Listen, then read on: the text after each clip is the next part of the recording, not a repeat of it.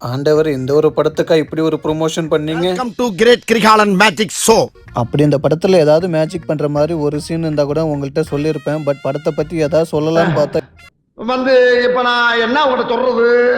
எனக்கு பிடிச்ச விஷயத்த சொல்றேன். இஷ்டமா இருந்தா போய் படத்தை பாருங்க. ஸோ படத்துல மியூசிக் நல்லா இருந்துச்சு. அதுக்கப்புறம் பார்த்தீங்கன்னா ஆக்ஷன் சீன்லாம் நல்லா இருந்துச்சு. கேமரா ஒர்க் நல்லா இருந்துச்சு. எடிட்டிங் நல்லா இருந்துச்சு. மணிரத்னம் சார் கொஞ்சம் திரைக்கதையில ஒண்ணு இல்ல கீழே போட்டு ரொம்ப தூசு தட்டுன கதை தான். பட் இது பார்த்தீங்கன்னா நம்ம எஸ்டிஆர் ஸ்டைலில் சொல்லணும்னா அரைச்சாமாவா அரைப்போமா. ஸோ அந்த மாதிரி தான் படத்தில் பார்த்தீங்கன்னா கொஞ்சம் ஸ்க்ரீன் பிளேயில் ஃபோக்கஸ் பண்ணியிருந்தாங்கன்னா படம் நல்லா தான் இருந்திருக்கும். ஏன்னா இதுக்கு முன்னாடி நம்ம மணிரத்னம் ஒரு டைரக்ஷனில் கேங்ஸ்டர் படம்லாம் பார்த்துருக்கோம். ஸோ வேறு லெவலில் தான் இருக்கும். கேங்ஸ்டர் படம் மாதிரி இல்லாமல் இது மணிரத்னோட ஒரு யூனிக்கான கேங்ஸ்டர் படம். ஸோ மித்தவனுங்களாம் பாட்டை வச்சு படம் ஃபுல்லாக போயிட்டு வச்சிருப்பாங்க. பட் மணிரத்னம் அப்படி எடுக்க மாட்டார். வீடியோ பிடிச்சிருந்தா லைக் பண்ணிக்கோங்க, பேஜை ஃபாலோ பண்ணிக்கோங்க. Tata bye bye watch.